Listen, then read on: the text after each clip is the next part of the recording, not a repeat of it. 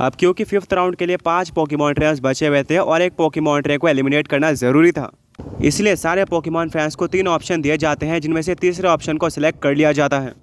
Decide होता है कि एक 5 थ्रेड बैटल होने वाली है, जहां पर 5 पोकेमॉन ट्रेनर्स एक ही बैटलफील्ड पर मौजूद होंगे और सिर्फ एक ही पोकेमॉन का इस्तेमाल करना अलाउड होगा। जो भी पोकेमॉन ट्रेनर का पोकेमॉन सबसे पहले हार जाता है 5 में से, वो पोकेमॉन यूनिवर्स चैंपियनशिप से एलिमिनेट हो जाएगा और बचे हुए 4 पोकेमॉन ट्रेनर्स पार्टिसिपेट करेंगे राउंड 5 में।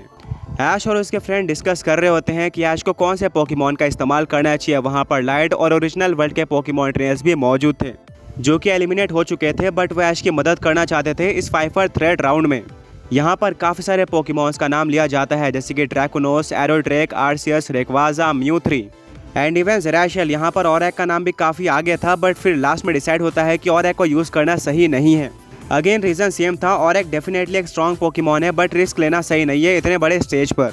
सभी लोग काफ़ी टाइम तक डिस्कशन करते हैं और फाइनली एक पोकेमॉन को सिलेक्ट कर दिया जाता है इस फाइट के लिए।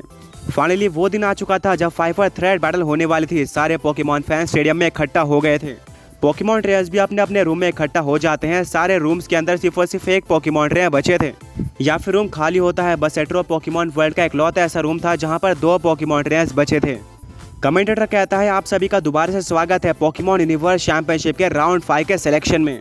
आज हमारे बचे हुए 5 पोकेमॉन ट्रेनर्स यानी कि एलेक्स, ऐश, फ्लेयर, सैवेज और जेडन में से कोई एक पोकेमॉन ट्रेनर एलिमिनेट होने वाला है 5 थ्रेड बैटल में, और मैं सभी को बुलाना चाहूंगा बैटलफील्ड पर इस फाइट के लिए। सारे पोकेमॉन ट्रेनर्स अपने अपने जगह से बाहर निकलते हैं बैटलफील्ड पर आने के लिए। सभी ने अपनी पोजीशन ले ली थी। कमेंटेटर कहता है, मैं एक और बार रूल बताना चाहूंगा, यहाँ पर फेनोमेना यूज करना अलाउड नहीं है। किसी भी तरह के पोकेमॉन्स का इस्तेमाल किया जा सकता है। जिस भी पोकेमॉन ट्रेनर का पोकेमॉन पहले हारता है वही एलिमिनेट हो जाएगा। अभी सारे पोकेमॉन ट्रेनर्स अपने पोकेमॉन को सेंड कर दो। वेल, 5 के 5 पोकेमॉन ट्रेनर्स एक साथ अपने पोकेबॉल को टॉस कर देते हैं। प्राइमल वाइल्ड पोकेमॉन वर्ल्ड से सैवेज के पोकेबॉल से बाहर आता है एपेक्सर पोकेमॉन, जो कि एक ग्राउंड और फाइटिंग टाइप का लेजेंडरी था। फ्लेयर सेंड करता है फायर और फायर टाइप की मिथिकल पोकेमॉन सोलारिस को। जेडन एस्ट्रा नोवा से सेंड करता है एस्ट्रा गोंडोर को, जो कि उसका एस पोकेमॉन था ड्रैगन और डार्क टाइप का। ये लेजेंडरी कैटेगरी से बिलोंग करता है। फिर एलेक्स सेंड करता है अपना सबसे स्ट्रॉन्ग पोकेमॉन यानी कि डार्क और ड्रैगन टाइप के ओमनी क्रायोन को। ये भी एक लेजेंडरी पोकेमॉन था और तब ऐश के पोकेबॉल से बाहर आ जाता है उसका ड्रैगन और फ्लाइंग टाइप का लेजेंडरी एरोड्रेक। हाँ, सभी ने मिलकर 5 थ्रेड बैटल के लिए ऐश के पोकेमॉन टीम से एरोड्रेक को सिलेक्ट किया था, क्योंकि बिना कोई फेनोमेना अपने बेस फॉर्म में एरोड्रेक की ऐश का सबसे स्ट्रॉन्गेस्ट पोकेमॉन साबित होगा, जो कि इंडिविजुअल परफॉर्मेंस काफ़ी अच्छी देता है। एंड सभी के अकॉर्डिंग ये फैसला बिल्कुल परफेक्ट था। कमेंटेटर कहता है, ऑलराइट, सभी ने अपने अपने पोकेमॉन को सेंड कर दिया है, तो फाइट को स्टार्ट कर दिया जाए। वेल, सारे पोकेमॉन ट्रेनर्स एक साथ अपने अपने पोकेमॉन को अटैक करने के लिए कह देते हैं। सबसे पहला मूव सैवेज करता है और वो टारगेट करता है 5 में से सबसे स्ट्रॉन्ग पोकेमॉन यानी कि एलेक्स के ओमनी क्रायोन को। एंड कहता है, एपेक्सर, पहला चार्ज लो और इस्तेमाल करो फिजर रेंड अटैक का ओमनी क्रायोन पर। एपेक्सर जमीन पर एक काफी जोर का पंच मारता है और जमीन टूटते हुए अब ओमनी क्रायोन की तरफ आगे बढ़ रही थी। एलेक्स एक स्माइल देता है और कहता है, वाओ, मैं टारगेट में हूँ। वेल, ये मुझे काफ़ी पसंद है क्योंकि अब ये चैलेंज इंटरेस्टिंग हो रहा है।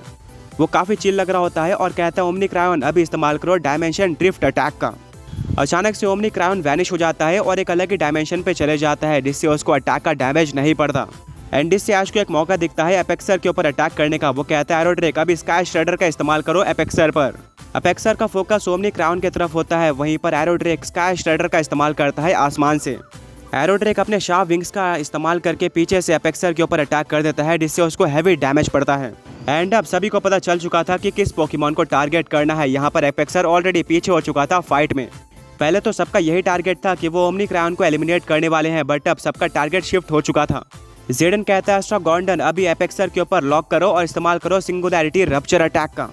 यह एस्ट्रा गोंडर का सबसे स्ट्रॉन्ग अटैक था, और क्योंकि पिछले अटैक में एपेक्सर ने काफी स्ट्रॉन्ग मूव को सहा था एरोड्रेक के, इसीलिए वो इस अटैक को डॉज करने की हालत में नहीं था। ये एक्सट्रीमली स्ट्रॉन्ग अटैक डायरेक्टली एपेक्सर के ऊपर लग जाता है, जिससे एक मैसिव एक्सप्लोजन होता है और चारों तरफ धुआं फैल जाता है। सभी लोग वेट कर रहे होते हैं रिजल्ट का कि क्या एपेक्सर हार चुका है। वहीं पर सैवेज एक काफी टफ सिचुएशन में फंस चुका था।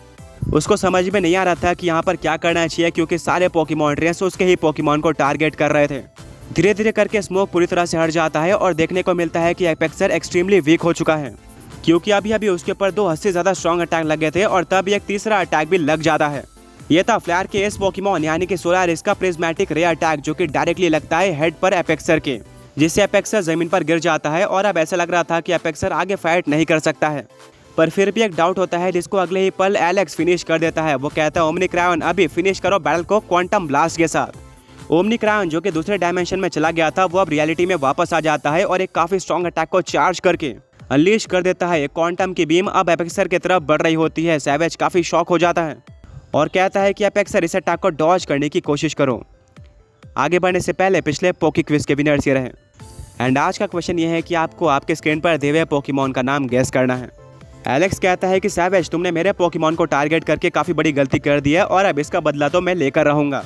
क्वांटम की बीम काफी तेजी से एपेक्सर की तरफ बढ़ रही होती है पर बिल्कुल लास्ट मोमेंट पर वो अपने स्पीड दिखाता है और इस अटैक को डॉज कर लेता है। पर तभी बचे हुए चारों पोकेमॉन ट्रेनर्स डिसाइड करते हैं कॉम्बिनेशन अटैक इस्तेमाल करने का। एस्ट्रागोंडर इस्तेमाल करता है ग्रेविटी वेल अटैक का, एरोड्रेक इस्तेमाल करता है एरियल स्लैश का, सोलारिक्स इस्तेमाल करता है फेरी बीम अटैक का, वहीं पर ओमनिक्रॉन इस्तेमाल करता है ड्रैगन न्यूक अटैक का। ये सारे अटैक एक साथ एपेक्सर की तरफ बढ़ रहे होते हैं और अब एपेक्सर के पास कोई भी ऑप्शन नहीं था। उसको बुरी तरीके से टारगेट कर लिया गया था। मिस्टी कहती है ये तो बिल्कुल भी फेयर नहीं लग रहा है। ब्रॉक कहता है बिल्कुल प्रैक्टिकली सोचा जाए तो ये बिल्कुल भी फेयर नहीं है, बट फिर भी बाकी सारे 4 पोकेमॉन ट्रेनर्स यही चाहेंगे कि उनका पोकेमॉन ना हारे और किसी पोकेमॉन को टारगेट करके पहले एलिमिनेट कर दिया जाए। और कमेंटेटर ने भी पहले बताया था कि 5 थ्रेड बैल के अंदर टारगेट करना अलाउड है। वेल ये सैवेज के लिए काफी ज्यादा हार्श फाइट है। वेल एपेक्सर इस्तेमाल करता है फिजर रेंट का, जिससे वो जमीन पर एक काफी जोर का पंच मारता है और चारों तरफ एक वेव क्रिएट होती है जो कि चारों अटैक का डैमेज काफी हद तक कम कर देती है। पर यह कॉम्बिनेशन अटैक बहुत ही ज्यादा स्ट्रॉन्ग था। डैमेज कम होने के बाद भी यह अटैक एक साथ एपेक्सर के ऊपर बीचों बीच लग जाते हैं, जिससे एक बहुत बड़ा एक्सप्लोजन होता है और चारों तरफ धुआं फैल जाता है। सैवेज के पसीने छूट गए थे इस फाइट में। कल रात जब वो इस फाइट के लिए प्रिपरेशन कर रहा था तब उसने ऐसा कुछ बिल्कुल भी एक्सपेक्ट नहीं किया था। वहीं पर बाकी 4 पोकेमॉन ट्रेनर्स काफी सैड तो फील कर रहे होते हैं, बट यही पोकेमॉन यूनिवर्स चैंपियनशिप टूर्नामेंट है जहां पर हमें दया नहीं दिखानी होती है।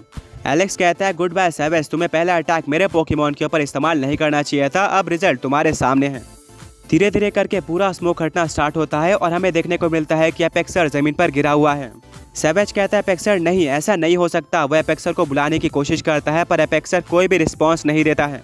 वहीं पर बाकी सारे चारों पोकेमॉन ट्रेनर्स के पोकेमॉन काफी अच्छे कंडीशन में लग रहे थे और बिल्कुल भी वीक नहीं हुए थे। रेफरी एपेक्सर को चेक करता है और फाइनली डिक्लेयर कर देता है कि एपेक्सर आगे फाइट करने के काबिल नहीं है। वहीं पर बाकी चारों के चारों पोकेमॉन्स परफेक्ट कंडीशन में है, वो आगे फाइट कर सकते हैं, यानी कि अब एपेक्सर एलिमिनेट हो चुका है। एंड क्योंकि एपेक्सर यहाँ पर डिफीट होने वाला सबसे पहला पोकेमॉन है, इसलिए रूल्स के अकॉर्डिंग अब उसका पोकेमॉन ट्रेनर यानी कि सैवेज भी अब पोकेमॉन यूनिवर्स चैंपियनशिप से एलिमिनेट हो चुका है। वेल सारे पोकेमॉन फैंस शॉक्ड हो जाते हैं।